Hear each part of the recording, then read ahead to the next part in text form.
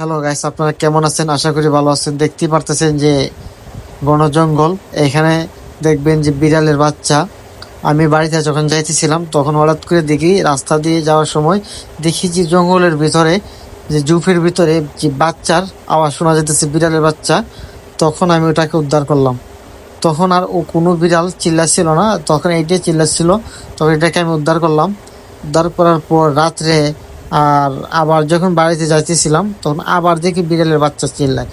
তখন আমি আবার গিয়ে দেখি যে এখানে আরো দুইটা বাচ্চা এই জঙ্গলেই পড়ে পড়ে ভিতরে নিচে রয়েছে। তখন আমি ওই দুইটা বাচ্চাকে উদ্ধার করলাম। উদ্ধার করার পর কিছু সময় দাঁড়াইছিলাম। দাঁড়ানোর পরে বাচ্চাগুলা কি করব, যে মাথার মধ্যে প্লেন আসছিল না। তারপর দাঁড়াইছিলাম। কিছুক্ষণ পরে দেখি, হঠাৎ করে দেখি যে বিড়ালের মাটা, বাচ্চাগুলোর মাটা ওই একটু সব দিক দিয়ে দৌড়াদৌড়ি করতেছে। তখন আমি বাচ্চাগুলাকে রাখলাম। কিছুক্ষণ পরে বাচ্চাগুলা দেখি যে বিড়ালে নেওয়ার জন্য আসছে। তখন বিড়ালে একটি একটি করে বাচ্চা নিয়ে গেছে।